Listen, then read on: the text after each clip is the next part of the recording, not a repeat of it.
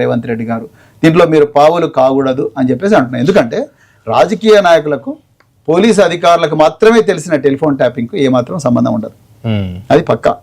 దానికి ఆంధ్రప్రదేశ్లో ఇదే ట్యాపింగ్ వ్యవహారం మీద సిట్ వేసిండ్రు, 2 సంవత్సరాలు నడిచింది, తర్వాత క్లోజ్ చేసింది. అంటే వాళ్ళు కూడా అందరితో మాట్లాడిన రద్దు చేసింది, తర్వాత సిట్ క్లోజ్ చేసుకున్నారు. ఎందుకంటే ఇది చాలా గోప్యంగా జరగాల్సిన వ్యవహారం. ఇది రోజు ఎర్రగడ్డ రైతు బజార్లో మాట్లాడుకునే లేకపోతే చిక్కడపల్లి చౌరస్తాలో మాట్లాడుకునే వ్యవహారంగా ఉండకూడదండి.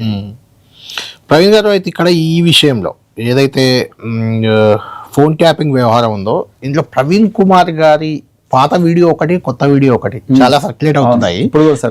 ఇప్పుడు కూడా అవుతున్నాయి. ఈ మధ్య మీరు మాట్లాడాక ఇంకా ఇది మీరు గతంలో మాట్లాడింది మీరు మా సిడిఆర్స్ అనలైజ్ చేస్తున్నారు. బిఎస్పీ రాష్ట్ర అధ్యక్షుడిగా జర్నలిస్టులు, ఇక్కడ కూర్చున్న జర్నలిస్టులు, మీ దగ్గర పనిచేసే అధికారులు, ఎవరు మీకు అనుమానం ఉన్న ప్రతి ఒక్కరిని కూడా మీరు రకరకాల ఏజెన్సీలు పెట్టి, ఆ ఏజెన్సీలను పెట్టి ఇజ్రాయెల్ నుంచి అనాలిసిస్ సాఫ్ట్వేర్ తీసుకొచ్చి, పెగాసస్ తీసుకొచ్చి, ఇన్ని సాఫ్ట్వేర్లు తీసుకొచ్చి అనలైజ్ చేస్తున్నారు కదా.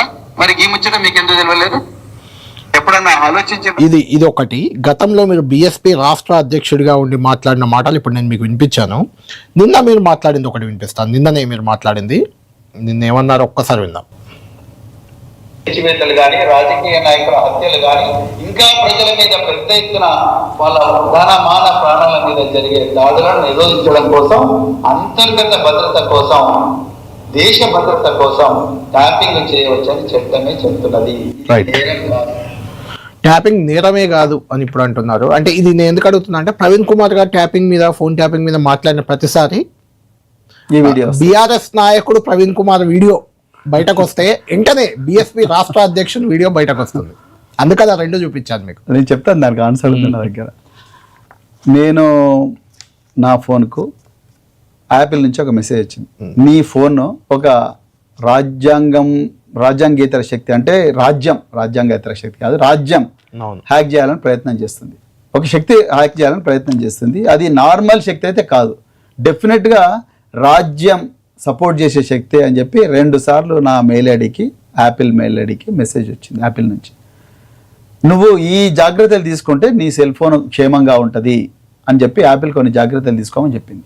ఆ విధంగా నేను జాగ్రత్తలు తీసుకున్నా. కానీ నాకు ఈ మెసేజ్ వచ్చినప్పుడు ఆ మెసేజ్ను డౌన్లోడ్ చేసుకొని హైదరాబాద్లో సెంట్రల్ క్రైమ్ స్టేషన్కు ఒక కాపీ ఇచ్చి, అదేవిధంగా సివి ఆనంద్ గారు అన్నాడు ఫోన్ పోలీస్ కమిషనర్, వారికి కూడా కాపీ ఇచ్చిన. ఇన్వెస్టిగేషన్ ఇక్కడ ముందరికి పోలేదు, అది వేరే సంగతి.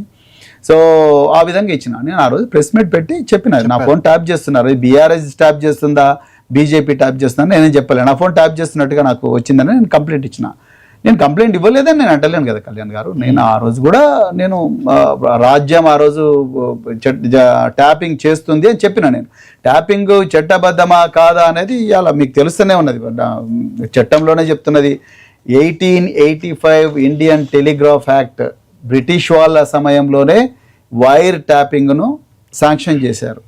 స్వాతంత్రం వచ్చిన తర్వాత కూడా ట్యాపింగ్ నేను చెప్పిన కారణాల వల్ల, దేశ భద్రత కోసం కానీ, వ్యక్తిగత ప్రజల ధనమాన ప్రాణాల రక్షణ కోసం కానీ, లేకపోతే అంతర్గత భద్రత కోసం కానీ, మనీ లాండరింగ్ ఆపడం కోసం కానీ, పన్నుల ఎగవేతన ఆపడం కోసం కానీ, ఇంకా ఏవైనా విఐపీలను చంపే ఉగ్రవాదం కానీ, లేకపోతే తీవ్రవాదాన్ని కంట్రోల్ చేయడానికి ట్యాపింగ్ చేయవచ్చు అని చెప్పి చట్టమే చెప్తుంది. దానికి మార్గదర్శకాలు ఏ విధంగా తీసుకోవాలనేది 1995లో ఒక కేసు, అదేవిధంగా PUCL versus Union of India, అదేవిధంగా justice KS Puttaswamy versus Union of India, ఈ 2 కేసులు 2017లో చాలా మార్గదర్శకాలు సుప్రీంకోర్టు ఇచ్చింది.